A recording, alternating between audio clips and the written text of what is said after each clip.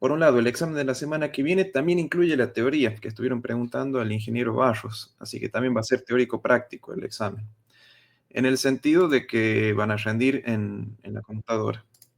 O sea, temas que vieron en la teoría también se van a agregar para dentro de lo que es la práctica. En la práctica van a hacer algunas cosas del 8086, 386 que hemos visto y de la teoría los conceptos que estuvieron viendo con el ingeniero Barros hasta ahora, ¿no?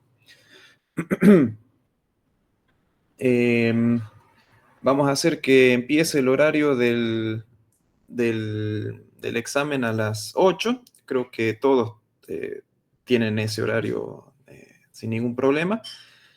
Va a durar 1 hora y media.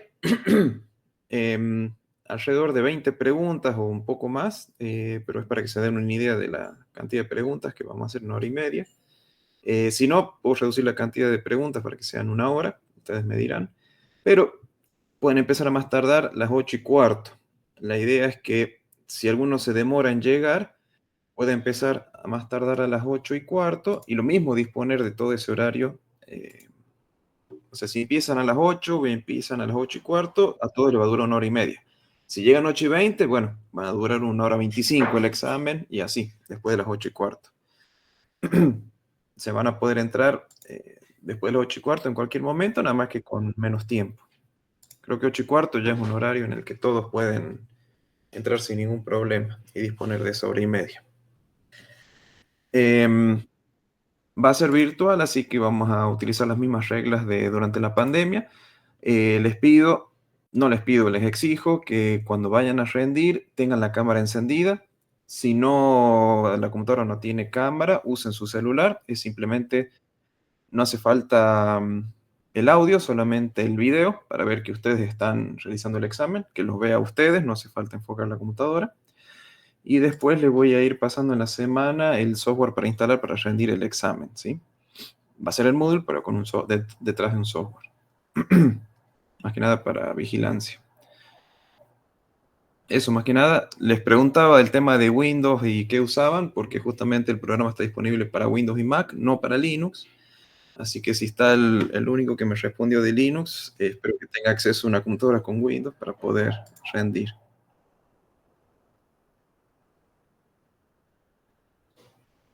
A ver.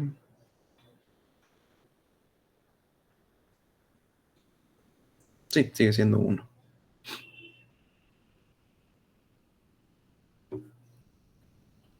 Bien. Entonces no había problema. El examen va a ser remoto, pero con las exigencias de un examen parcial, ¿sí? No es para que... Yo voy a estar conectado, obviamente. Se van a tener que conectar para verlos el video. Yo voy a marcar el presente. Voy a ir vigilando quiénes están presentes con la videocámara y quiénes están rindiendo. Si llego a ver alguno que no tiene la cámara, les voy a ir anulando el examen. Vamos a ser exigentes. Vamos a tener el beneficio de la virtualidad, pero con la responsabilidad acorde a un parcial. Recuerden que está la promoción disponible, no es cuestión de tomárselo a la ligera, sean responsables a la hora de estudiar y a la hora de rendir. Y bueno, vamos con el tema. Cualquier cosa, esto lo voy a volver a repetir al finalizar la clase, preguntándoles dudas que tengan de lo que hayamos visto hasta ahora, si han llegado a repasar. Si llegan a anunciar un tema de paro, lo vamos a hacer el examen igualmente, al ser virtual. Podemos empezar 1 hora antes, ¿sí? Ya que no van a asistir a la universidad, podemos empezar a las 7, no hay ningún problema. El mismo horario sería, digo, el tiempo de duración del examen. Bueno, básicamente eso. No sé si alguno tiene una duda sobre lo que dije para que antes de empezar la clase.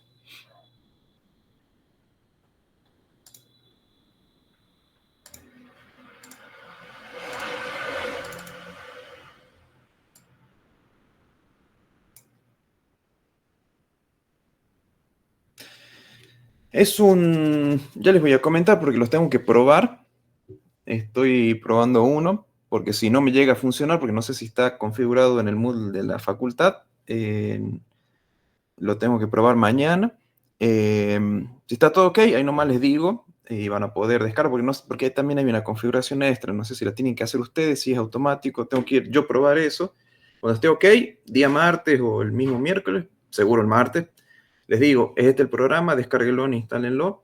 Igualmente, cuando abran el Moodle, les va a decir, este examen se tiene que realizar con tal cosa, haga clic aquí para descargarlo. O sea, lo mismo en el examen va a decir que lo tienen que instalar, pero nos vamos a anticipar para no perder ese tiempo de instalación mientras está corriendo el tiempo del examen, ¿no?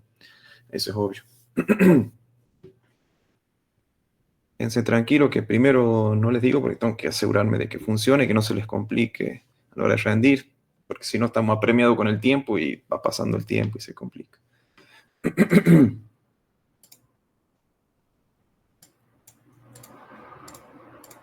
Bueno. Bueno, empecemos con la clase.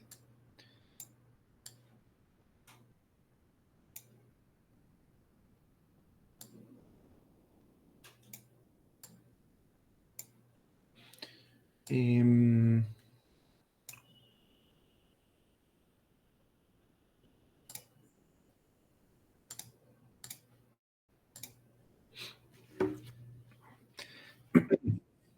Vamos a ver este tema solamente. No no son muchas las presentaciones, son unas 20, 23. Exclusivamente vamos a hablar del 1.86 y el 3.86. El 1.86 y el 2.86 lo vamos a pasar de largo porque es simplemente qué pequeñas diferencias hubo, porque el cambio grande fue en el 3.86. Así que en ese nos vamos a centrar. Consulta, ¿están viendo el gráfico? Sí, profe. El puntero, bien. Ujú.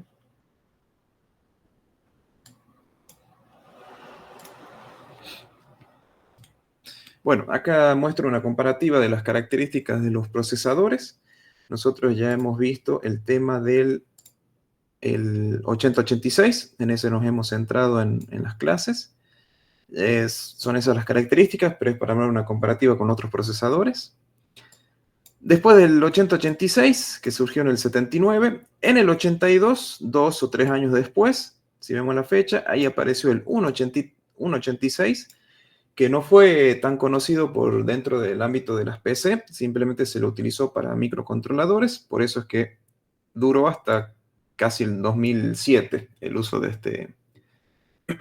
este procesador. Ya vamos a ver las mejoras, pero obviamente teníamos velocidad, pero internamente no aplicó muchos cambios, solamente cambios de algunas instrucciones y demás que ya vamos a profundizar. En el mismo año, sí surgió como novedad el 286, ¿sí? Ese pretendía ser un avance dentro de lo que es los procesadores para poder implementar manejo de memoria. Acá sí ya empezamos a ver un cambio que es que tenemos un bus de direcciones un poco más grande. Ya vamos a ver cuánto podíamos almacenar, cuánto podemos direccionar con este procesador. Pero lo importante es el 386. En ese nos vamos a centrar, que estuvo disponible durante muchos años. Fíjense que hasta el 2007 lo estaban fabricando activamente y estaban disponibles en distintos dispositivos, satélites, dispositivos móviles, en muchos lugares se utilizó el 386. Pero fíjense la diferencia en la época. El 82, cuando salió el 186 y el 286, 4 años después, recién pudieron hacer un cambio de arquitectura de 16 a 32 bits, tanto en los registros como en el acceso a la memoria. Con lo cual, para lo que son los estándares de hoy en día, pasar 4 años para desarrollar un procesador y no tener nada en el medio es mucho tiempo. ¿Sí? Hoy en día, todos los años hay arquitecturas nuevas con muchas mejoras. Pero en este particular, parece ser que el diseño de ese procesador tuvo una gran demora. Es más, tengo entendido que querían liberarlo este año, pero no le estaban dando el tiempo, así que le largaron una versión, digamos, demo. No una demo, sino algo previo a lo que se estaba por venir, porque ya entre el 79 aquí y el 82 son 3 años, así que ya tenían 3 años de desarrollo para pensar en esa nueva arquitectura. Pero bueno, detalles de los proveedores, no va a lo nuestro. El 186, ¿sí? Principalmente desarrollado para microcontroladores, pero en la situación en la que utilizan memoria externa. ¿Conocen lo que es un microcontrolador? ¿Escucharon hablar de microcontroladores?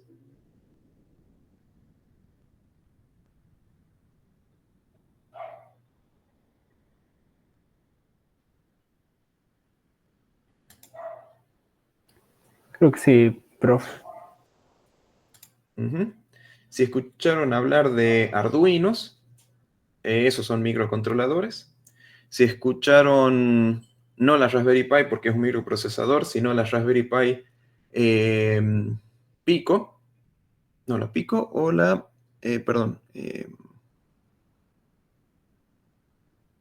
no me acuerdo si era la Pico o la Micro, creo que una de las dos es un microcontrolador. No, creo que la Pico es el procesador. Pues bueno, básicamente son dispositivos en donde tenemos microprocesador, la memoria y los dispositivos de entrada-salida, todo en un solo chip. Está todo encapsulado. Esos son microcontroladores. No son muy rápidos ni muy potentes, pues son poca memoria, pocos dispositivos de entrada-salida, pero están hechos para poder usarse en dispositivos industriales, en aparatos industriales, en procesos industriales, en procesos que necesiten un control más de variables, de sensores y demás, ¿sí? Por eso tienen poco uso en las PC. Tienen la misma estructura del 8086, son idénticos. Sí, hay mejoras en la velocidad y agregan nuevas instrucciones. Un vector de interrupción adicionales reservados, o sea, el tema de las interrupciones, tiene más interrupciones adicionales reservadas. Y dispositivos de entrada-salida extras propios en el microcontrolador. Al ser un microcontrolador, tiene estos dispositivos incorporados, ¿sí? Más interrupciones, temporizadores para poder gestionar los procesos, tomar medida de los sensores y demás. Y un acceso directo a memoria para que los dispositivos puedan guardar directamente en memoria los datos. No vamos a profundizar mucho en esto, es un cambio mínimo entre el 8086 y el 186, nada más que está orientado a microcontroladores.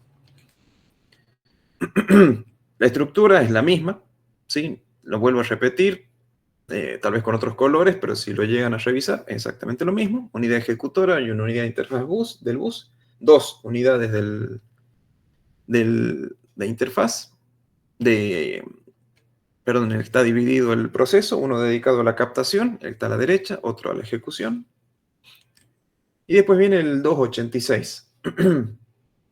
Sigue siendo un procesador de 16 bits, con lo cual tiene los mismos registros. Nada más que aumentó la dirección de memoria, pasa a ser de 20 bits, ahora pasa a ser de 24 bits. Si con 20 bits teníamos para poder direccionar 1 mega de memoria, ¿con cuántos memoria podemos direccionar con 24?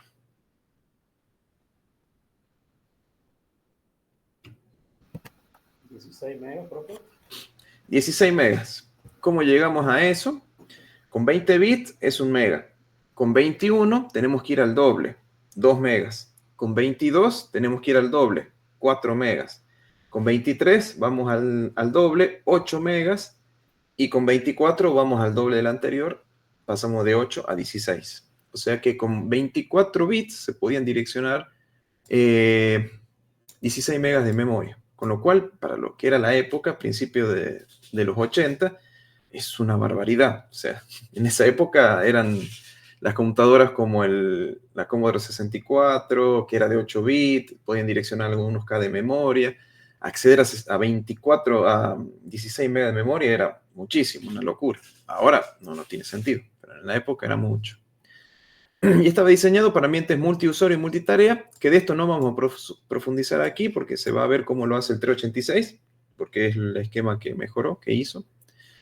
Implementa un sistema de administración de memoria, ¿sí? Eso es lo que lo implementó tanto el 286 como el 386, pero vamos a ver cómo lo hace el 386, para no perder tiempo en los dos. Además, el 386 es el que más uso se le dio de los dos. Y otra de las particularidades es que ejecuta instrucciones en un menor número de periodos de reloj que el 8086. ¿Cómo lo hicieron posible? Básicamente, en vez de tener una unidad captadora y una unidad ejecutora, dividieron en 4 etapas la ejecución de las instrucciones y hacen ejecutar en paralelo esas etapas. Eso se le denomina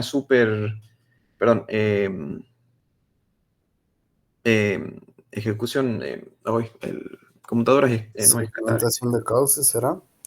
Sí, ahora me estoy acordando.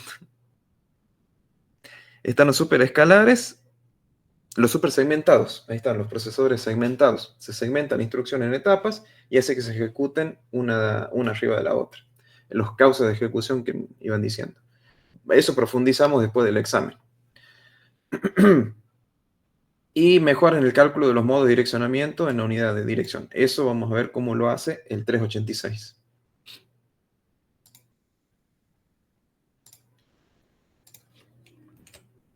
Pero acá está un esquema interno del 286, en donde tenemos la unidad de interfaz del bus, está aquí, ¿sí? Como la tenía en la otra, que simplemente acceden a las direcciones de memoria. Aquí van los datos de la memoria, los 16 bits. Estas son las 24 líneas de memoria, de la A0 a la A23. Ahí están los 24 bits para acceder a la memoria. Acá están los datos 0 al 15, con lo cual tenemos 16 bits por aquí. Y aquí tenemos 24 bits para el bus de direcciones.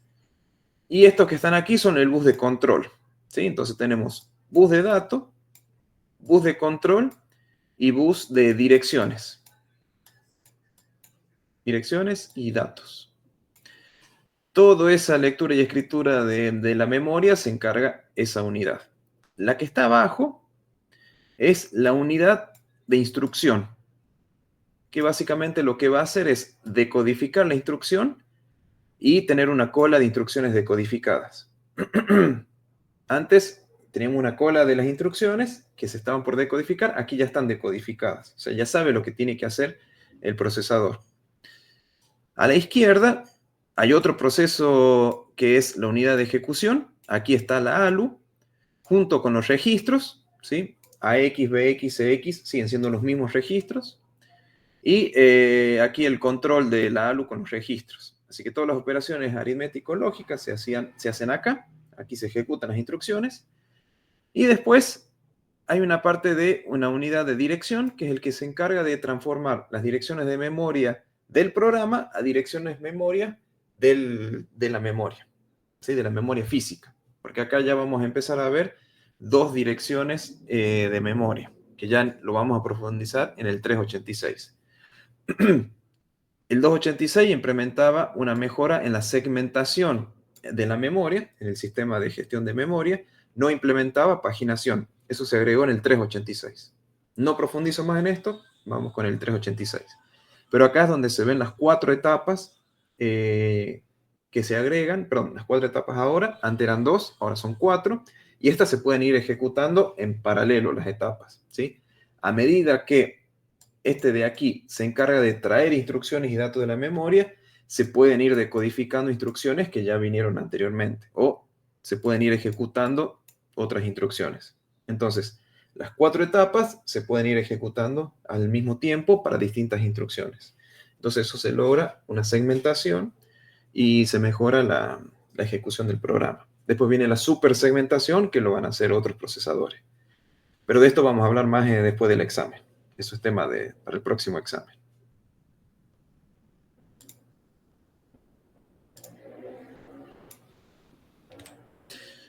Y aquí sí viene el 386, que es donde más tiempo le vamos a dedicar. Y hace un quiebre con la arquitectura anterior.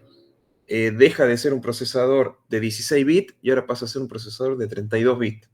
Y a su vez permite ahora direccionar no 16 megas de memoria, sino que permite direccionar una memoria con 32 bits, que son 4 gigas de memoria. ¿Sí? Acá está especificado. Puede direccionar hasta 4 gigas, que es con 32 bits. Que para el 86, el año 86, es muchísimo. Es una barbaridad. 4 gigas, no sé. El giga de memoria en las computadoras de escritorio empezaron a aparecer al final de los 90, principio de los 2000. Si alguno tiene memoria de esa época, esas computadoras de 1 giga recién aparecían en esa época. Incluso al día de hoy ya es común tener 4 como mínimo, pero 8, 16 o más. Pero para esa época era una cantidad impresionante de direccionamiento. Multiusuario y multitarea, que de esto no vamos a profundizar porque nos vamos a centrar en la parte de la administración de la memoria, que implementa una memoria virtual. Y la memoria virtual que implementa es con o sin paginado. La memoria virtual lo hace a través de la segmentación, una segmentación que es un tanto compleja de entender y también de explicar, así que vamos a ver cómo lo van entendiendo. Complejo de configurar, complejo de utilizar la segmentación, pero está siempre habilitado.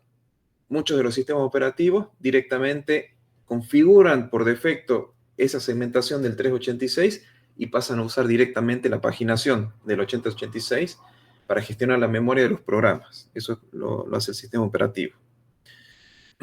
Y obviamente nuevas instrucciones para manejar esa memoria virtual y otras cosas más. Y aparece lo que es el modo real y el modo protegido, que de eso también vamos a explicar ahora. Es parte de la memoria virtual también.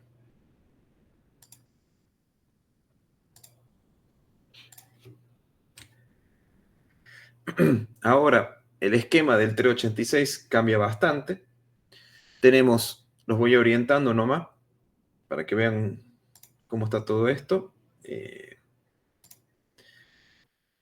Aquí tenemos el acceso a la memoria, ¿sí? Aquí está el bus de direcciones, ¿sí? Los 32 bits de memoria para poder acceder. Aquí están el bus de datos, que son para acceder con un bus de 32 bits, ¿sí? El bus de direcciones de 32 bits también. Y al medio está el bus de control, ¿sí? Con esto controla el acceso a la memoria. Cuándo quiere escribir, cuándo quiere leer y demás. Acá también hay un bus de control para poder resetear el procesador y demás. Este es un bus de control más para controlar el funcionamiento del procesador. Si llega alguna interrupción, aquí hay un int-r, que es el que le avisa que hay una interrupción de afuera. Hay un manejo de interrupciones aquí en el NMI. Si tiene que esperar el procesador, si ocurre algún error, si ahí viene una señal de reset, todo viene por ahí arriba. Luego tenemos aquí las instrucciones, el decodificador, perdón, no el decodificador, sino esa caché de memoria, de código. Aquí hay una pequeña cola de 16 bytes donde se guarda código que se está por ejecutar. Todavía no se decodificó, simplemente lo que viene de la memoria se guarda momentáneamente ahí. Pero sí, aquí está el decodificador de instrucciones. Y puede tener hasta decodificada 3 instrucciones. Entonces tenemos 16 bytes de código sin ejecutar, sin decodificar. Y aquí hay 3 instrucciones ya decodificadas listas para poder ejecutarse. Tiene una ROM de control que se puede, le hicieron así para poder programar este procesador a medida que iban avanzando. Lo hicieron un poco más flexible a la hora de configurar o hacer andar este procesador. Pero es una ROM, es solo de lectura.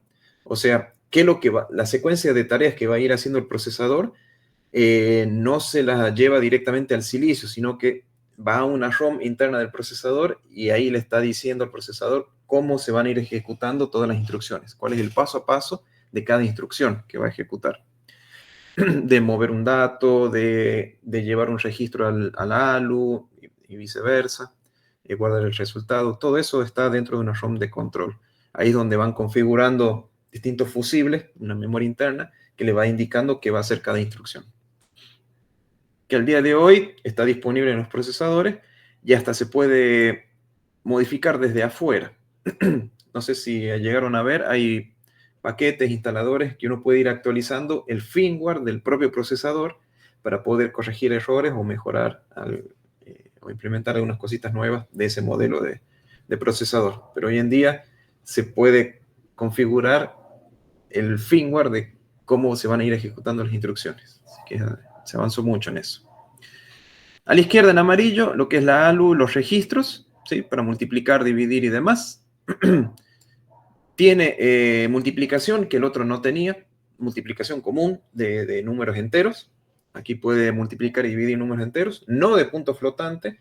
Eso lo empieza a agregar el Pentium, el 486 y el 386 creo que lo tenían externo. No me acuerdo del 486. Cuando lleguemos al 486 lo vemos. Pero lo que era punto flotante no estaba disponible. Y bueno, hay una parte de protección de los datos aquí. Y aquí está la unidad de segmentación y la unidad de paginación, que eso es lo que nos vamos a centrar ahora. Y los dos forman parte de cómo gestiona la memoria el 386. Esto es lo que hablamos de la memoria virtual. Y esto es un sumador de 3 entradas, ¿sí? Que tiene 2 memorias efectivas, ¿sí? Si queremos una memoria para leer, otra para escribir, donde se guardan valores. Y acá hay una que hay un desplazamiento, si se acuerdan las instrucciones del modo de direccionamiento en el que nosotros sumábamos el BX con el SI más un offset. Bueno, esos 3 valores son los que vienen a representar aquí. Así que se pueden hacer ese tipo de instrucciones con ese sumador de 3 direcciones. Y luego la parte de la paginación, que eso ya también vamos a hablar.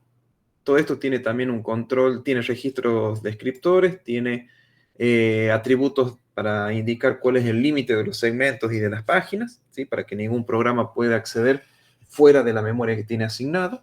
Todo eso lo va a hacer el 386. Es mucho más complejo a lo que era el 8086. Vamos a tratar de simplificar un poco el funcionamiento, pero en líneas generales así empieza la estructura del 386.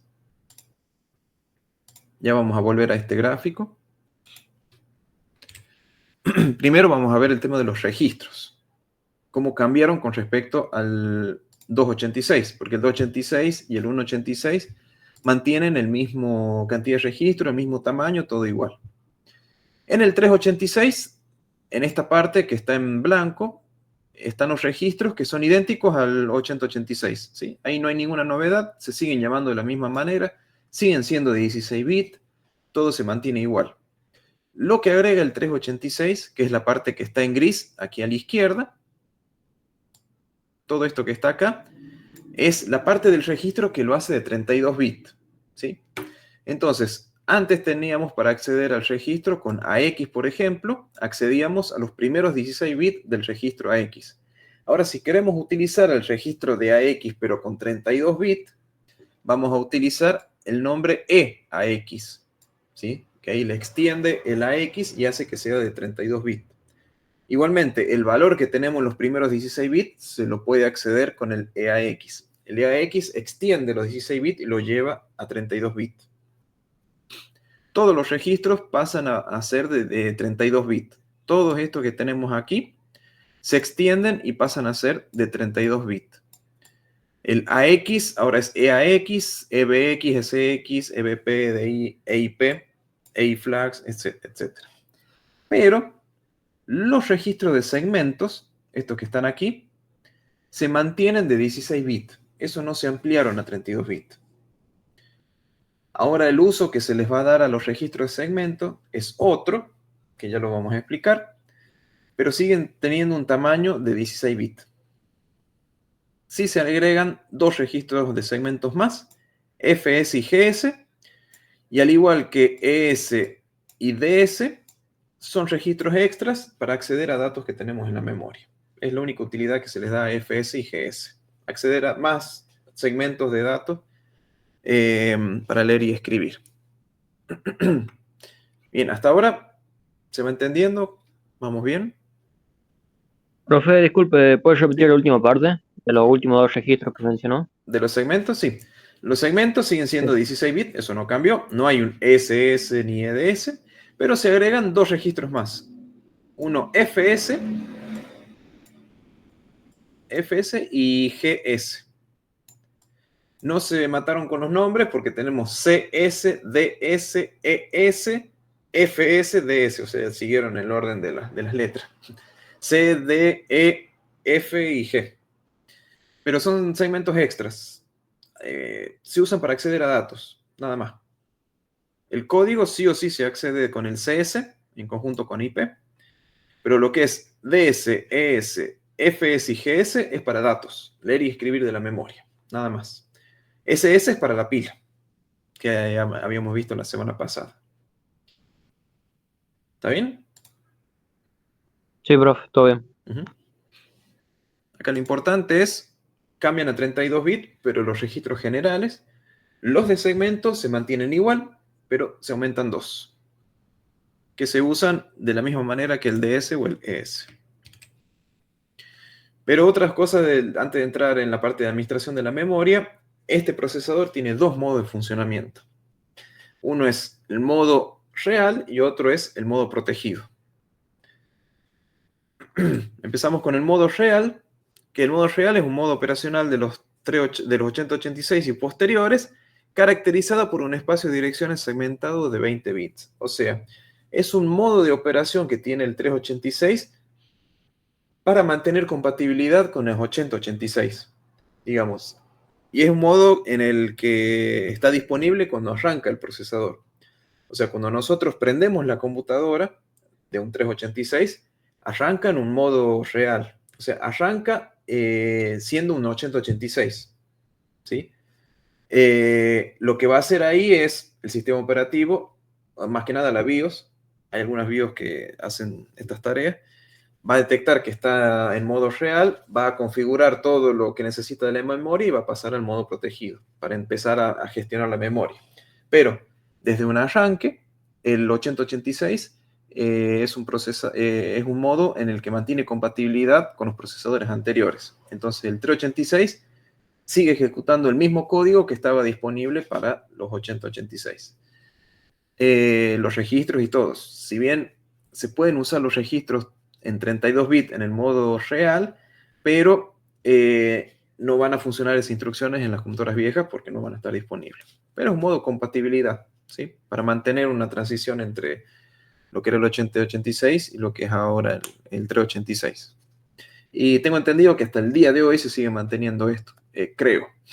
No sé, para lo que eran todos el historial de procesadores de 32 bits, arrancan en modo protegido y después pasaban al modo real, perdón, y después pasaban al modo protegido.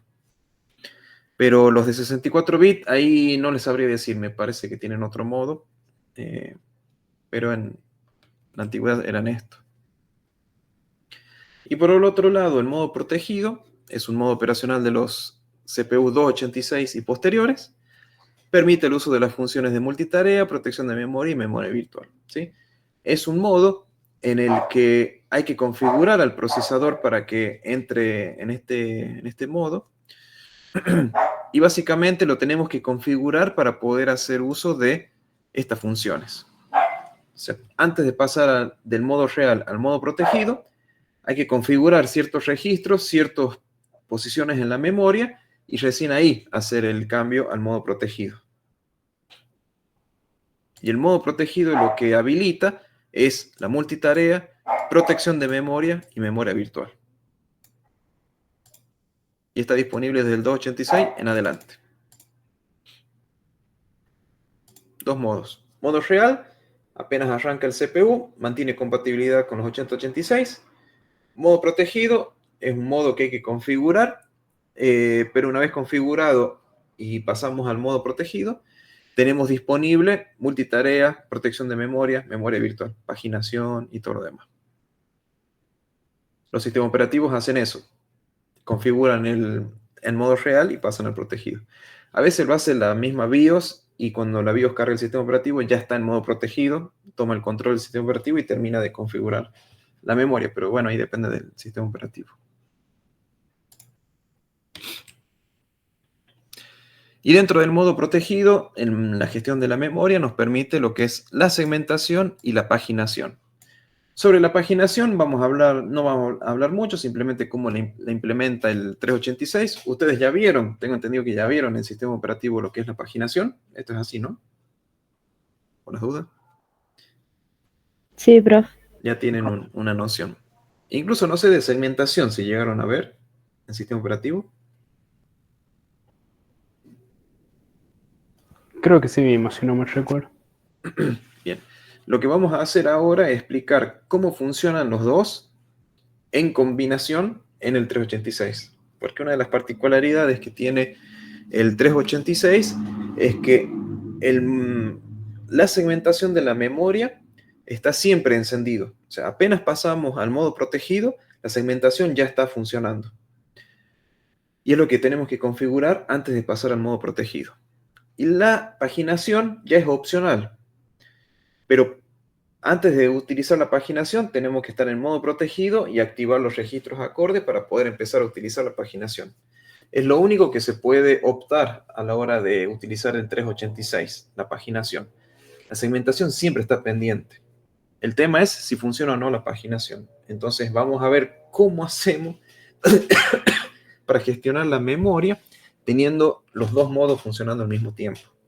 Con lo cual, obviamente, la gestión de memoria de los dos modos es muy complicado. Lo que suelen hacer los sistemas operativos es hacer una configuración genérica de la segmentación y manejar la memoria de los programas a través de paginación.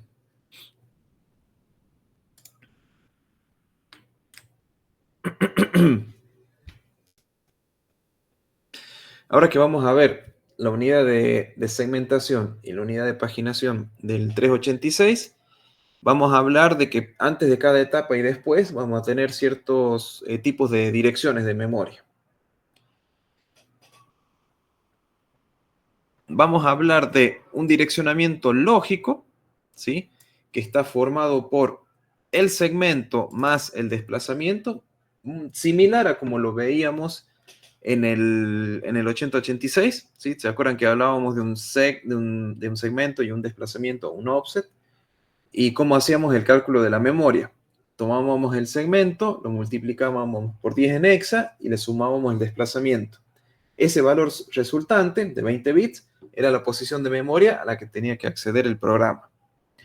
Acá deja de funcionar de esa manera, digamos, en modo real funciona de esa manera, pero cuando pasamos al modo protegido, ahora seguimos usando el segmento más un desplazamiento, pero hay un extra en los segmentos, porque tienen que estar definidos los segmentos en dónde están y qué tamaños tienen. Eso vamos a ver en la primera etapa.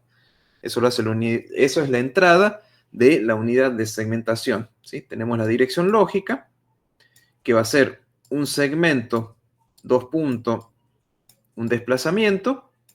Por ejemplo, si es código, el segmento va a ser CS y el desplazamiento va a ser IP.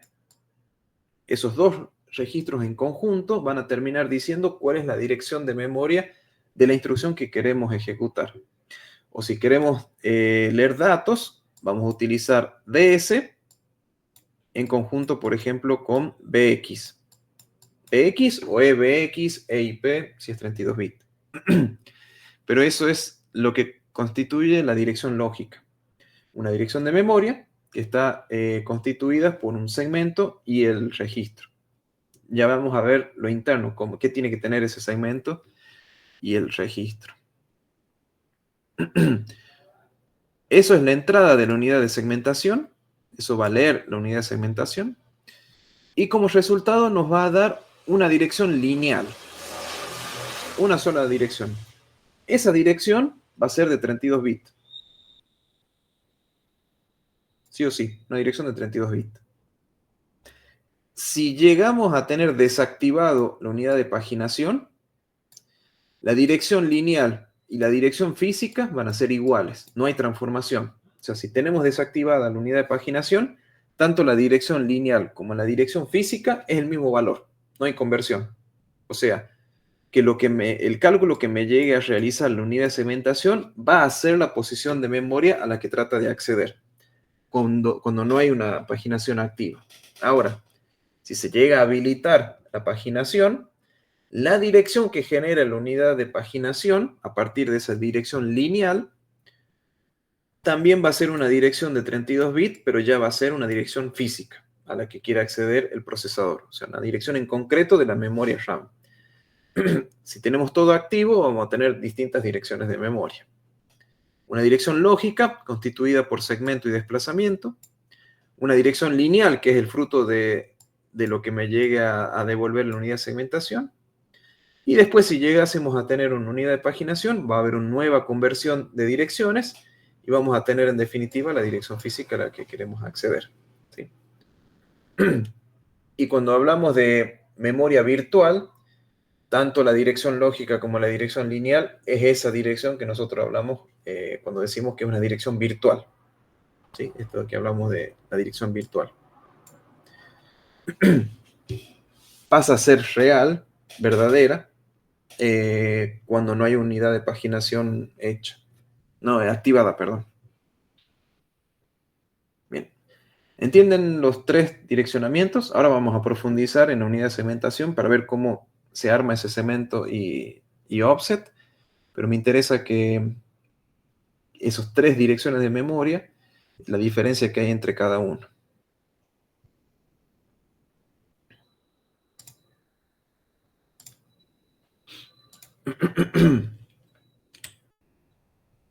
Bueno, ahora vamos a empezar a hablar, nos vamos a centrar en esto. Unidad de segmentación. Que utilizamos un registro de segmento y un registro de desplazamiento. Aquí lo central va a ser el registro de segmento. En eso nos vamos a centrar ahora. El desplazamiento no sufre ningún drama, es simplemente qué posición relativa de la memoria con respecto al segmento queremos acceder, punto. Es un índice, es un offset, un desplazamiento. No cumple otra función este registro. Lo complicado ahora de la unidad de segmentación es esa parte. ¿Qué pasa con el segmento? Porque tiene un formato, ya no es un número común y corriente como veíamos antes, ahora tiene un formato. Bien. Vamos a empezar con definir un descriptor. ¿Sí? Este descriptor está en la memoria de la computadora. Es un registro y es un registro que tiene 8 bytes. ¿Sí? Tenemos por un lado que los primeros todo esto son 16 bits. 16 bits. Y si tenemos 4 de 16 bits, vamos a tener 64 bits. ¿Sí? Son 8 bytes. Tenemos los primeros 16 bits que están aquí. Van a especificar, van a describir el segmento, por eso se llama descriptor. Van a describir el límite del segmento. O sea, los primeros 16 bits del límite. Y después vamos a tener otros 4 bytes más para definir un total de cuánto va a ser el límite de ese segmento. Después tenemos un valor de dirección base. Acá tenemos los primeros 15 bits de la dirección base. Acá tenemos los 8 siguientes bits de la dirección base. Y por último, los últimos 8 bits de la dirección base. Esos tres valores me van a dar todo un valor de 32 bits. ¿Sí? Aquí vamos a tener del 0 al 15 bits. Del 16 al 23, otros 8 bits más. Y del 24 al 31. ¿Sí? Acá tenemos descrito 32 bits que van a determinar la dirección base de mi segmento. Acuérdense que esto es una unidad de segmentación. Y si vieron segmentación, tenemos que especificar cuál es el segmento de código de datos de la memoria. Y tenemos dos partes de este segmento. Uno es la base del segmento, donde en la memoria empieza el segmento. Esa dirección va a estar dada por esos 32 bits de base. Básicamente es dónde empieza mi segmento de código o de datos, pero dónde empieza ese segmento. Y el límite va a especificar qué tan grande es el segmento. Ese es el límite, es el tamaño del segmento. Entonces, si el sistema operativo determina para el programa que se está por ejecutar que no necesita mucha memoria para el código, que con 1 mega de memoria alcanza para tener el código, va a describir en alguna posición de memoria cuál es la base del código y le va a dar un tamaño, un límite de 1 mega. Entonces, en ese mega va a ir el código fuente del programa, no el código fuente, pero el código máquina que tiene que ejecutar. Y después le agrega derechos de acceso, una configuración para ver si este segmento es un segmento donde va a haber código, es un segmento que va a haber código de lectura-escritura, o sea, es los accesos, los derechos de acceso a ese segmento de código. ¿Sí? Acá hay otros bits más que simplemente indican si es un descriptor global y local, no sean problema, pero son banderas extras, son configuraciones extras. Pero los accesos, aquí va a especificar el segmento si es de código, si es de datos, si es de lectura-escritura, etc. Porque si es un segmento en el que va a haber código ahí adentro, se lo marca para que solamente eso pueda ser ejecutado. No escrito y no leído. O sea, no se puede, no, otro programa no lo puede leer, lo está protegiendo el segmento. Este descriptor, como el nombre lo dice, describe segmento en la memoria y para qué lo voy a utilizar y cuáles son sus límites. ¿Dónde está ubicado y cuál es el límite? ¿Está bien? ¿Por ahora vamos bien? Sí, profe. Sí, profe. Vamos por parte. Esto está en la memoria. Todavía no está en el procesador. Está en la memoria. Describe cómo va a ser el segmento. Por eso se complica bastante, pero vamos a ir por parte y vamos a ir agregando concepto con concepto. Después de esto viene... perdón. Acá está el derecho de acceso. O sea, este de aquí, esos 8 bits que están aquí, es esto que ven aquí. Son estos 8 bits aquí. Y acá especifica si es, bueno, acá el segmento fue accedido o no. Esto le sirve para hacer el tema del caché, perdón, de memoria en el disco. Si pudo acceder o no, para ver si lo recicla o no. Bueno, los que están aquí especifica si el descriptor describe un segmento de datos o si esta E vale 0. Pero si esa E vale 1, este segmento de memoria se va a utilizar para código máquina, nada más. Y después vamos a especificar si se puede, por ejemplo, si un segmento de código, si puede o no ser leído el código que está ahí adentro.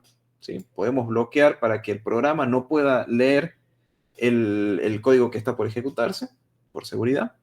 Si fuese datos, ese que está ahí va a especificar si puedo leer o escribir el segmento de datos. O sea, podemos crear un segmento en la memoria en el que solamente podemos leer datos de ahí. O sea, por ejemplo, constantes que tengamos, hacemos un segmento de datos que sea de solo lectura. Entonces, al momento de cargarlo, ya tenemos valores que no lo va a poder modificar el propio programa. Entonces, es una manera de seguridad y para evitar problemas de código, ¿no? Y después hay algunos valores extra, como para ver si es un descriptor de sistema o si es de datos, bueno, otros niveles más que le agrega. Niveles de privilegio, ¿sí? Acá se le puede dar niveles de privilegio al segmento. Por ejemplo, si tenemos un segmento de código que es del sistema operativo, se le puede poner un nivel de privilegio 0. Si fuese un código de un programa de aplicación, ese segmento puede ser del 1, 2 o 3. Entonces, ese segmento del 1, 2, 3 no puede acceder al segmento de datos del 0. Pero el 0 sí puede acceder al otro porque es el sistema operativo.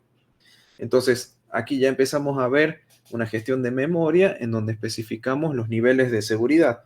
Podemos definir un segmento de código que lo va a utilizar solamente el sistema operativo si le damos el nivel 0, que es el nivel más importante. El nivel 1 podría ser un driver, ¿sí? Y el nivel 2 y 3 para las aplicaciones de usuario. De esa manera, el sistema operativo puede empezar a controlar o a gestionar la memoria, dándoles privilegios y dándoles distintos lugares para poder ejecutarse en la memoria. Pero lo que le digo en un principio, esto es algo que está disponible en el 386, que como la gestión de la memoria de la segmentación es más compleja que la paginación, los sistemas operativos deciden directamente configurarlo para que utilizar lo menos de segmentación posible y gestionar la memoria todo con la paginación. Pero la segmentación está disponible. Si quisiéramos encarar un proyecto para gestionar memoria con segmentación, lo tiene el procesador, pero con los años nos fuimos dando cuenta de que la paginación es una manera más adecuada de gestionar la memoria. Bueno, lo que hablamos hasta ahora era el descriptor que está en la memoria. Eso está en la memoria y especifica dónde está el segmento, cuál es el tipo del segmento y cuál es el tamaño del segmento. Eso es lo que especifica el descriptor. Después tenemos que esos descriptores van a formar parte de una tabla de descriptores, que ya vamos a entrar a hablar de eso. Pero se los nombro porque los selectores van a permitir elegir uno de todos esos descriptores que están en la tabla. Básicamente, la tabla de descriptores es un array, un arreglo, en el que cada uno de esos elementos describen el segmento. Y están en la posición 0, en la posición 1, 2, 3 en esa tabla. Y ese valor es lo que vamos a utilizar para poder acceder al descriptor. O sea, el selector permite seleccionar del 0 a un cierto número cuál es el descriptor que queremos elegir. También, si queremos apuntar al descriptor de la tabla global o local, hay dos tablas, nos vamos a centrar solamente en la global para no confundir, pero la global básicamente la va a estar administrando el sistema operativo, pero cada programa puede tener su tabla descriptora local para gestionar la propia memoria de los subprocesos, por ejemplo, si tienen que ejecutar. Entonces, como que el procesador permite a los programas gestionar su propia memoria, más allá de la que le asigna el sistema operativo, ¿no? Pero también le da la posibilidad de poder gestionar su propia memoria, con segmentación. De nuevo, muy complejo, no se suele usar. Y aquí está el privilegio con el que queremos ejecutar con el selector. Y estos 16 bits que están aquí, en este formato, con esos tres campos, es el valor que va a terminar teniendo adentro el registro CS, el registro DS y cualquiera de los otros. O sea, los 16 bits que se mantienen en el 386, los 16 bits van a tener estos tres valores. Los primeros dos es el acceso al que quieren tener al segmento, cómo lo quieren acceder, a qué tabla quieren acceder, y el resto es cuál es el índice de la tabla donde está el segmento que quieren utilizar. ¿Sí? Ese es el valor que va a tener ahora el registro de desplazamiento.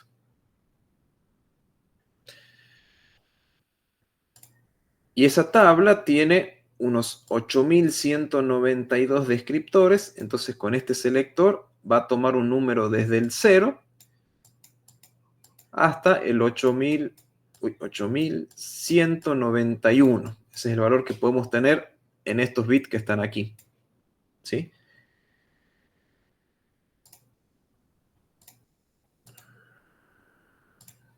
Ya vamos a ir, voy agregándole dándole los conceptos y ya vamos a ver cómo se va integrando todo esto. Ahora tampoco está complejo la cosa. Uno de no pasar a ver nada, a ver esto, ya es re complejo. Bueno, acá donde empezamos a juntar todo, para lo que es la segmentación. Tenemos una tabla que les comentaba recién, una tabla global descriptora, en el que cada uno de estos campos de 8 bytes que les explicaba al principio, ¿sí? Acá tenemos 1, 2, 3, 4, 5, 6, 7, 8. Tenemos 8 bytes de memoria, 64 bits. Bueno, 8 bytes no son 64. 8 bits son 64 bits, perdón. Sí, 8 por 8 es 64 también. 64 bits. Eso me van a describir, por ejemplo, un segmento de datos, ¿sí? Un segmento de datos, cuya base va a ser esta dirección, la dirección 100000, y va a tener un límite de FF. ¿Sí? Ese es el límite que va a tener ese segmento de datos. Toda esa información de la dirección base, del límite y de qué es un segmento de datos, todo eso está dentro de este registro que está aquí de descriptor, que forma parte de esta tabla. Toda esta tabla está en algún lugar de la memoria, ¿sí? Por ejemplo, podría estar acá. Aquí está esta tabla global que es la GDT, son las siglas de Global Descriptor Table. Eso está en la memoria. 8 de esos bytes van a describir, por ejemplo, acá nombra el descriptor 1, va a especificar este segmento de datos. ¿Dónde está en la memoria y qué tamaño tiene y qué tipo de segmento es? Si es de dato, código, lectura, escritura, todo lo demás. Y luego, si nuestro programa quiere acceder a ese segmento, si quiere leer algo, escribir algo, como es dato, podemos leer y escribir. Si queremos modificar algo de ese segmento de datos, vamos a tener que elegir, seleccionar el descriptor 1 con el registro DS. O sea, al DS le tenemos que dar los valores para poder acceder al descriptor 1, que ahí va a estar la información del registro base y del límite de ese segmento. Entonces, al guardarle el valor de DS con el valor del descriptor, o sea, si es el descriptor 1, el 2 o el 3, le damos un índice al DS. Toda la información de dónde está el segmento va a estar en la memoria, ¿sí? El procesador lleva todos esos datos al CPU en una caché especial, que ya vamos a ver, para mejorar la velocidad. Pero en un principio, si es la primera vez que accedemos al registro, al segmento de datos este que está en la memoria, tenemos que configurar esa tabla para especificar dónde va a estar el segmento, qué tamaño va a tener, lectura, escritura y demás. Y después vamos a modificar el registro DS para que apunte a ese descriptor, al descriptor 1. Ahí está la información del segmento. Y con eso, esa información va a realizar los cálculos para después con el offset sumar y ver qué dirección de memoria queremos leer dentro de este segmento de datos, ¿no? Hasta ahora, ¿van entendiendo cómo juntan la memoria con el descriptor, con el selector? Es mucha información de golpe, profe. Sí, lo entiendo. Nos está costando procesarla. Sí, no hay ningún problema. Incluso después hay otros gráficos que generalizan todo y tal vez se entienda un poco mejor. Pero repasemos un poco el 8086. En el 8086, el valor que teníamos en el segmento lo teníamos que multiplicar por 10 y después le sumábamos el valor del offset, del otro registro. Ahí teníamos la posición de memoria física a la que queríamos acceder. Aquí cambia un poco, cambia bastante. Ahora lo que va a haber dentro del registro de segmento, dentro de DS, no va a ser un valor que vamos a multiplicar por 10 y después sumarle al registro. No, sino que va a contener el índice de un descriptor, ¿sí? Dentro de DS, dentro del registro DS, va a colocar el índice dentro de una tabla en donde está la dirección de memoria y el límite de memoria de ese segmento, ¿sí?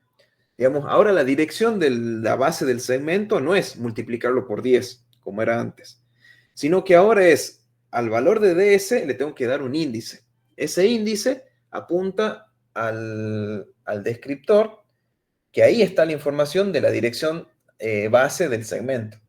Entonces, DS no va a dar la información de dónde empieza el segmento. No es que vamos a tener este valor en DS. No va por este camino ahora el uso de DS, de una dirección de memoria. O sea, el valor de DS no es una dirección física de memoria, no. Es un índice dentro de una tabla que describe dónde está o especifica dónde está la base, ¿sí? Vemos que es un poco de estas 4 direcciones, es la base que va... No, perdón, estos 4 van a ser... los que habíamos visto que determinan la base. Los 4 primeros son el límite, ¿sí? Estos 4 que están acá es el límite FF, por eso vemos un FF aquí. Pero los dos, este que está aquí es parte de la dirección 1,0 y después tenemos el 0,0 de aquí y el 0,0 de aquí que me van a dar la posición 0,0,0,0, toda esta que está aquí. O sea, es 1,0 que tenemos aquí. Después tenemos 0,0 que lo va a determinar este de aquí. Y tenemos otro 0,0 que lo determina este que está arriba. Eso me va a formar la dirección de memoria a la que quiere acceder. Perdón, esto es 1, 2, 3, 4, sí. Los primeros 4 son el limit. Y aquí está los otros 3 que están acá, es el offset. 1, 2, 3, 4, 5, 6, 7, 1, 2, 3, 4, 5, 6, 7, 8, está bien. Ah, no, esperen, estoy confundido con algo. Voy a borrar un poquito. Estos dos son 2 bytes para el limit. Ahí está. Estos 4 forman parte del offset, ¿sí?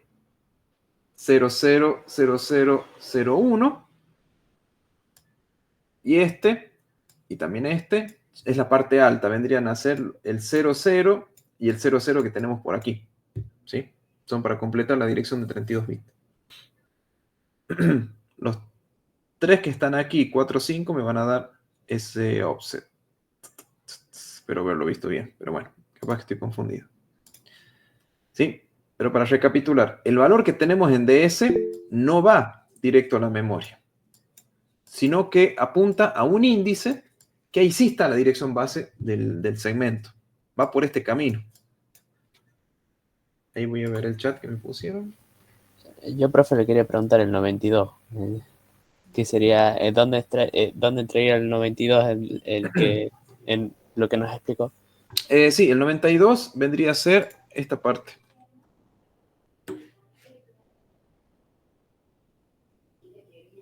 Aquí tenemos el... A ver, esperen que vuelvo al ejemplo. Teníamos... Voy a anotar acá para tenerlo cuando volvamos atrás. FF. Teníamos un 0, 0. Perdón, 0, 0, 0, 0. Otro 0, 0. Teníamos un 1, 0. El 9, 2. Bueno, escribir con el mouse es muy difícil. Tenemos un 0, 0 y un 0, 0. Ahora sí, vuelvo al descriptor. Tenemos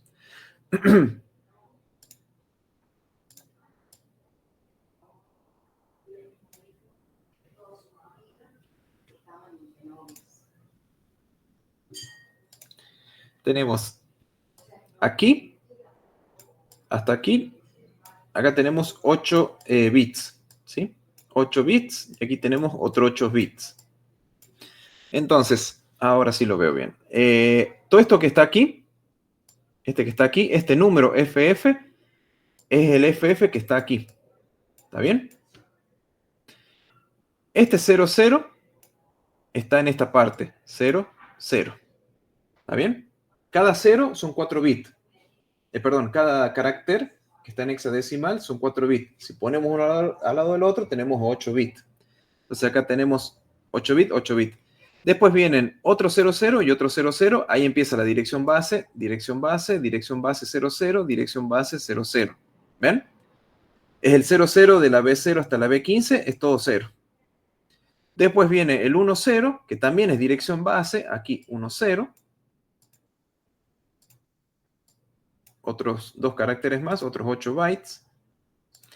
Después tenemos el 9, 2, que van a ser los accesos el acceso, digamos, que va a ser que sea un segmento de datos, si es de lectura de escritura. Habría que ver cuáles son los bits, en dónde va cada uno. Después, si quieren, lo vemos, no hay problema. Ahora sí viene este 0, 0, que está aquí, que es un 0 aquí y un 0 aquí. O sea que estos 4 bits son 0 cada uno. Y estos últimos límites es 0. Ahí estaba reconfundido. Yo le estaba diciendo que era parte de la base, pero no es parte del límite este 0. Y aquí el último 0, 0, 0, es la base, que está aquí. ¿Sí? Esos son los valores. Y lo que me van a describir la base del segmento van a ser este 0, 0, 0, 0, este 1, 0 y ese 0, 0 de ahí arriba. O sea que la dirección base va a terminar siendo 0, 0, ¿sí? Los dos 0 que están ahí arriba, del bit 31 al 24. Viene el 1, 0 y después 0, 0 y 0, 0. Ya me falta un 0. Ahí está. Esa es la dirección base, donde empieza el segmento. ¿Está bien? Todo eso está ubicado están distribuidos en esos bits, digamos. Pero todo eso me van a decir dónde está, dónde empieza el segmento. Esto se va a sumar al desplazamiento. para poder ubicar, leer o escribir en una posición de memoria en particular.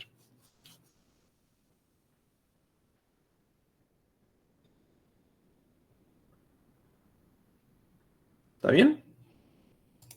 Sí, es más información todavía. Pero ya más o menos lo importante es que el valor de segmento DS, ahora, antes en el 8086, era un valor que multiplicábamos por 10 en hexadecimal y le sumábamos el registro. Eso teníamos la posición de memoria. Ahora no vamos por ese camino, vamos por otro. El contenido del registro DS va a ser un índice en una tabla que ahí está especificada la información de dónde empieza el segmento. Esa base del segmento se va a sumar al registro. Y ahí vamos a tener la posición final de memoria que queremos leer o escribir. O ejecutar si fuese una instrucción. ¿Un poco más claro? ¿Mejor?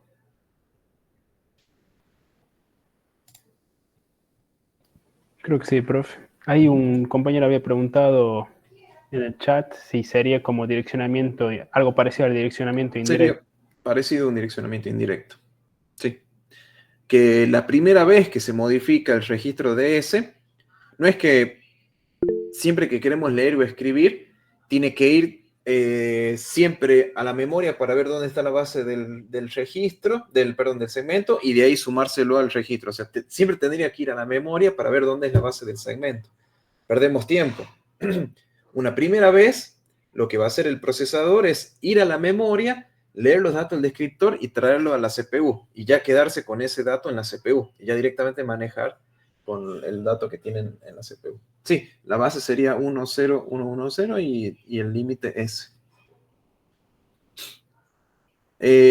Ejercicios de esto no vamos a ver en el examen, porque es bastante complejo como para que perdamos tiempo en eso, pero me interesa que sepan que en algún lugar está especificado dónde empieza el segmento, qué ancho tiene y los derechos de acceso y el tipo de segmento.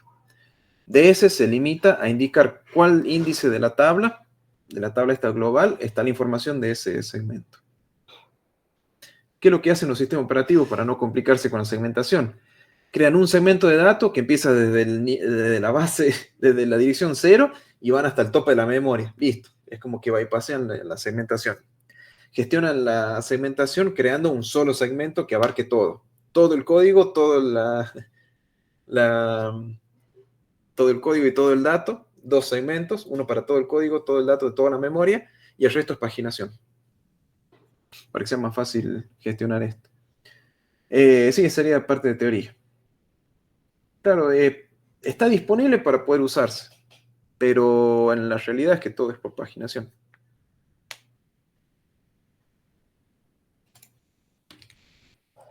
Esto es lo que yo les hablaba, de esa caché interna, del descriptor interna con la base, el límite y el acceso.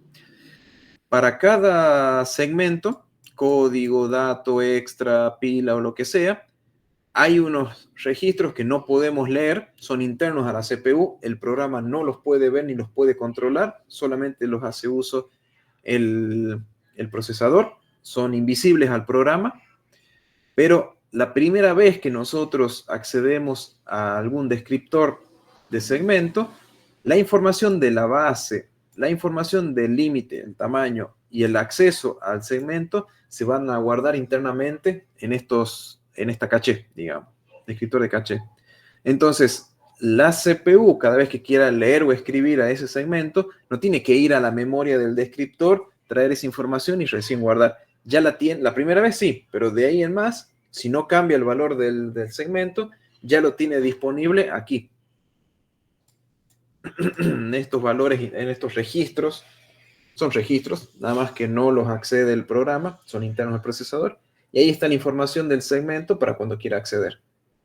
Entonces, si quiero acceder a la dirección de código tanto, listo, ya tengo la base, ya tengo un límite, se le suma a esta base el valor del registro y ahí va a la memoria, punto. Se aclara una vez que tenemos esta información. Aquí está también GDTR, IDTR, que es las direcciones de memoria en donde están las tablas globales. también es invisible el programa, y una vez que se entra al modo protegido, estos son uno de los registros que hay que configurar. Decirle a la CPU dónde van a estar los descriptores de segmento, a dónde tiene que ir a buscar la información de dónde están los segmentos.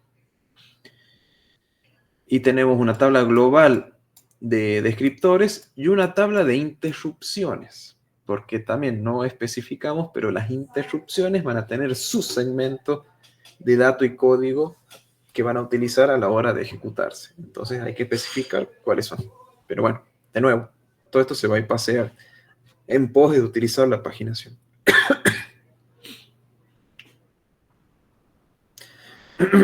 La tabla local, yo les comentaba de que está la tabla global, que la gestiona y la usa el sistema operativo, pero cada programita, si así lo desea, puede gestionar la segmentación de la memoria de su propio programa, lo haría a través del LDTR. Y luego tenemos aquí un registro de tareas, aquí es donde no vamos a meternos en esto, pero como es multitarea, este procesador, acá es uno de los registros en donde especifica cuál es la tarea que ahora se está ejecutando. Es que si queremos hacer un cambio de contexto, se especifica, hay una tabla de tareas para especificar cuál es el programa que se va a ir ejecutando y hacer cambios de ejecución. No me vamos a meter en eso porque también no se utiliza, porque se utilizan las interrupciones para generar la gestión de los procesos. Es otra de las cosas que se va a ir paseo, porque es lento. Tarda mucho en hacer ese cambio el procesador. Y es más rápido hacer que el temporizador detenga lo que se está ejecutando, tome el control del sistema operativo y definir qué es lo próximo que se va a ejecutar. Es más rápido y ágil que utilizar lo que nos ofrece el procesador. Aquí están acá no están. Hay otros registros más que no los ve el programa. Solamente con ciertas instrucciones se los puede modificar, pero no son registros que se puedan leer y escribir a voluntad dentro del programa del procesador, sino que con ciertas instrucciones podemos acceder a ciertos bits de todo esto, pero acá está la información, por ejemplo, que tenemos que activar cuando queremos pasar al modo protegido. Acá está. Este que está acá, el PE, es habilitar el modo protegido, Enable Protected Mode. Entonces, si pasamos de 0 a 1, hacemos un cambio del modo real al modo protegido. Pero lo tenemos que hacer con una secuencia de instrucciones. No se los muestro para no complicar, pero simplemente es que sepan que, es más, se tiene que hacer. Para hacer esto, tenemos que modificar, por ejemplo, el registro AX.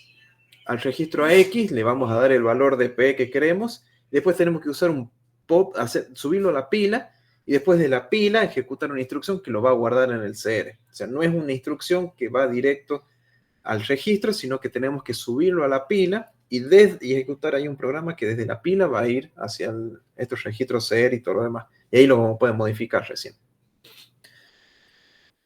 De todos los datos que tenemos aquí, lo que interesa saber es que es la dirección base de donde se encuentra la tabla de páginas.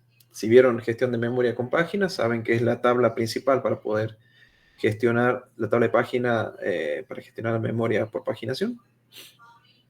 Y aquí hay una dirección lineal, ¿sí? La dirección del medio, la que está después de la segmentación, que es por si hay algún fallo de página.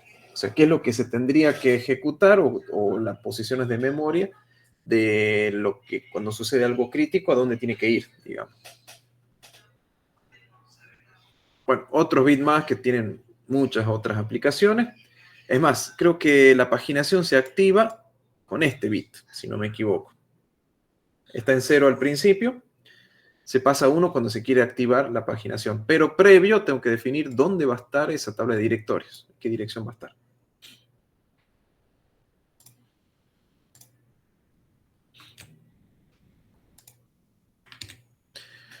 Bueno, ahora sí entramos en lo que es la paginación. Algo que ya deberían saber, así que nos vamos a pasar un poquito más rápido. Ya dejamos un tema de la segmentación, ahora nos vamos a centrar en la paginación, pero es bastante simple. Ustedes saben que hay una tabla de página, un directorio de página. Este es un tipo de paginación de 3 niveles. en el que los primeros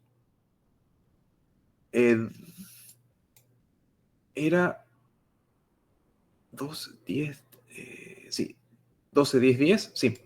Los primeros 10 bits es un índice que especifica una entrada del directorio de página. Los segundos 10 bits es una de 1024 entradas de una tabla de página. Es el directorio de página, una tabla de página. Y por último, un 12 bits para poder acceder dentro de la página. Y básicamente eso es lo que hace para la paginación. ¿Qué tenemos aquí abajo? Cada uno de esos directorios de página, cada una de las entradas del directorio de página o de la tabla de páginas, van a ver este formato en el que tenemos aquí 20 bits para especificar la dirección base de la página. Y aquí los derechos de acceso, si la página está presente, si es de lectura, es de escritura, si está habilitada la caché, bueno, un montón de cosas. Si fue modificada, si fue accedida, todos los parámetros que indica para poder activar o desactivar la página. Pero este dato de 32 bits está presente en una tabla de directorios y una tabla de páginas, de 3 niveles.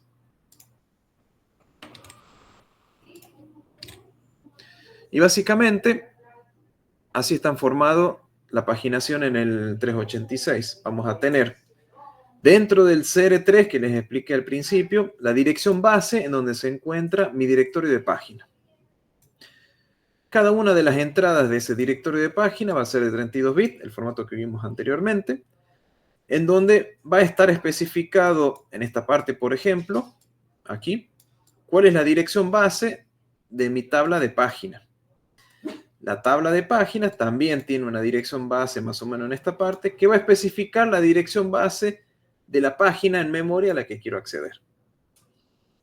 Entonces, esta dirección que está aquí me va a permitir indicar una de estas entradas, la 0, la 1, la 2, la 3, la 4, etcétera, hasta 1024. Es una tabla de 1024 posiciones, la tabla de páginas. Este valor que está acá me va a indicar un número entre 0 y 1023, una de las 1024 páginas, tabla de páginas que van a estar aquí, la 0, la 1, la 2, la 3, etcétera. Y este offset es el valor que se va a sumar a la dirección base que tenemos aquí para ver a qué valor entramos dentro de la página. ¿Sí? De esta manera trabaja el 386 con el tema de la paginación. De la teoría es muy simple, simplemente aquí todas estas tablas de páginas están en la memoria, las tablas de los directorios de páginas están en la memoria, los tamaños son esos, cada una de las entradas de las tablas de página y directorio de página son de 32 bits y cada una tiene hasta 1024. Y cada offset, cada desplazamiento, cada página, si tenemos 12 bits, ¿cuánto tamaño de página va a ser con 12 bits? A ver si... 4096. 4096, que son 4K. O sea, cada página va a ser de 4K. Pueden ser páginas más grandes. Hay algunos flags que permiten determinar que puede llegar a ser hasta de 4 megas.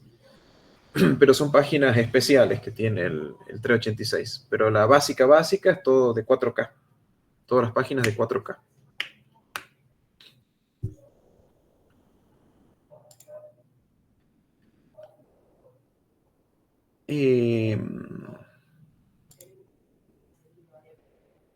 Esos 4 megas los accede teniendo una tabla de direcciones de página que configuran que son de 4 megas y todo esto lo utiliza como el offset para poder acceder dentro de los 4 megas de esa página 4 megas. Pero son páginas especiales, no todas son de 4 megas.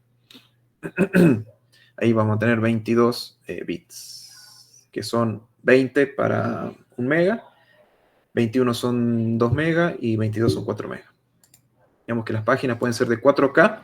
Si son de 4K, tiene que utilizar un directorio de página y una tabla de página para poder acceder a memorias de 4K. Pero si llegan a ver páginas de 4 megas, utiliza solamente el directorio de página y ahí tiene especificado de que lo que se va a usar después van a ser páginas de 4 megas. Para no tener que gestionar tantos bloquecitos de 4K, que son un montón, pueden ir gestionando bloques grandes de 4 megas. Bueno, y por último, esto junta todo. Todo el espacio de direcciones lógico, el espacio de direcciones lineal y el espacio de direcciones físico. Esto resume todo lo que vimos al último, sobre la gestión de memoria del 386 en la segmentación y en la paginación. Que vamos a verlo como resumen, que puede llegar o no a entender lo que vimos, pero es un buen punto para entender todo esto. Entramos con una dirección lógica, que va a estar dada por un valor cargado en el segmento y un valor de offset. Este offset puede ser algún registro como IP, puede ser BX, puede ser CX, puede ser SI, DI, alguno de esos registros. Y alguno de estos segmentos, que puede ser el CS, el DS y demás. Siempre partimos con esos dos registros. El valor que nosotros carguemos dentro del segmento va a indicar una posición de memoria, dentro de la tabla descriptora global. Aquí adentro tenemos información de la base, del límite y del acceso al segmento. De aquí sacamos la base del segmento, ¿sí? Eso es lo que tenemos aquí, la base del segmento, que está descrita aquí y seleccionada con este. Este describe y este selecciona. Y luego el offset que tenemos del registro lo vamos a utilizar y se lo vamos a sumar junto con la base. Y aquí vamos a tener la dirección de memoria lineal a la que queremos acceder. Y está dentro del segmento. ¿Sí? Está dentro de los límites del segmento, esa dirección a la que queremos acceder. Pero esta parte, esto que está aquí, forma parte del espacio de direcciones lineales, la dirección virtual. Que si la paginación está desactivada, es la dirección de memoria física, coincide con la física. ¿Sí? Porque como no está la paginación, no se redirecciona de nuevo. Luego, a partir de esta dirección lineal, lo toma como entrada y entra a la paginación. Todo esto es la dirección lineal. De esa dirección lineal se leen los primeros 10 bits. Esto es un índice de una tabla que me va a dar la base de otra tabla, la dirección base de otra tabla. El segundo parámetro me va a indicar cuál es el índice ahora dentro de la tabla de páginas donde va a estar la base de la página final. Entonces acá vamos a tener la información de la base de la página, digo. Y este offset se va a terminar sumando con esa base y vamos a tener al final la dirección física a la que queremos acceder. ¿Sí? Aquí es donde resumimos todo y todo el camino que hace el 386. ¿Qué es lo que hacemos hoy en día? La segmentación la anulamos y se gestiona memoria con paginación. O sea, se crean segmentos que ocupan toda la memoria, dato y programa, y directamente todo el resto se utiliza con dirección lineal y paginación. ¿Estamos? Este es el resumen de todo lo que hemos visto hoy, pero cambia muchísimo. Modo real, el CS lo multiplicamos por 10, le subimos el offset, listo. Ya sabemos a qué dirección queremos acceder. Acá es complicado. Acá tenemos que entrar a distintos lugares donde van indicando dónde empieza el segmento. Después de eso, a ver qué tablas del directorio de página y tabla de página podemos acceder a la página final. Bueno, pero así es como trabaja el 386. Con respecto a la gestión de la memoria. Dudas seguramente van a tener, pero por lo menos espero que algo se queden de cómo funciona el 386.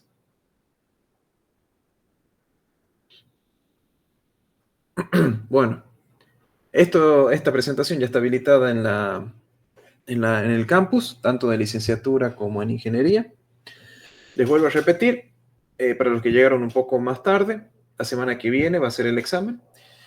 Empezamos a las 8, duraría aproximadamente 1 hora y media, entre 20 y 25 preguntas. Acceden con la cámara encendida. Si la computadora no tiene cámara, entren con el celular, entren al Meet con el celular, así pueden habilitar la cámara. Les voy a pedir que instalen un software que lo tengo que probar primero, por eso no les digo. Porque hay que abrir una configuración que voy a tratar de que sea automática para que no tengan que perder tiempo con eso. Vamos a empezar a las 8.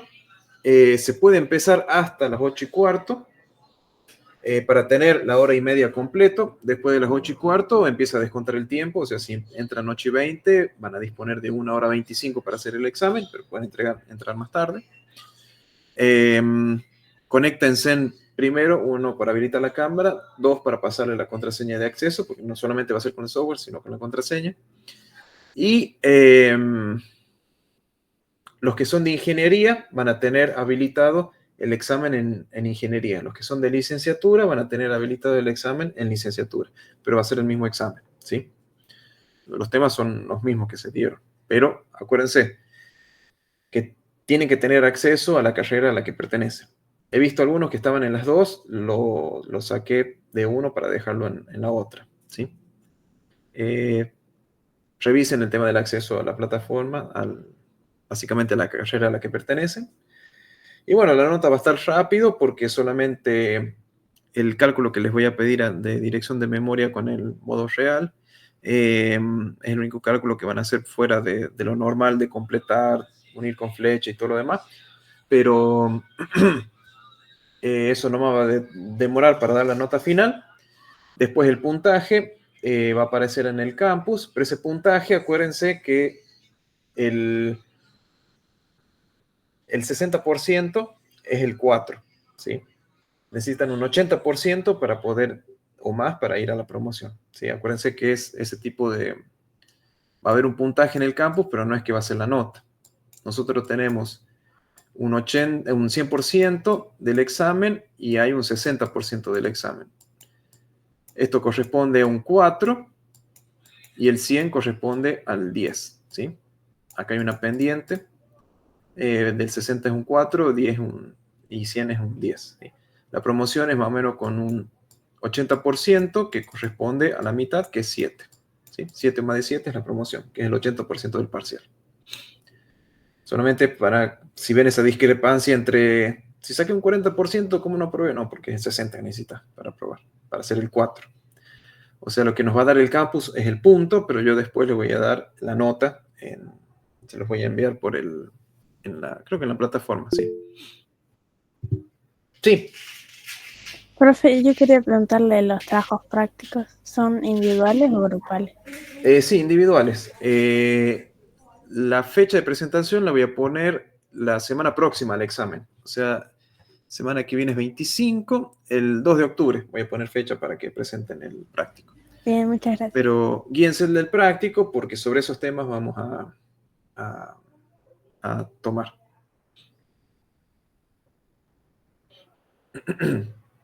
Bien, lo voy a mantener al tanto. Recuerden, obligatorio conectarse con la cámara encendida. El audio no hay problema, pero sí para ver que ustedes que sean ustedes los que están haciendo el examen. Y bueno, nos vemos la semana que viene. Cualquier cosa a través del grupo les voy a ir mandando las novedades. Bueno, profe, nos vemos. Nos vemos. Sí, profe. Chao, profe. Chao, profe, que le vaya bien.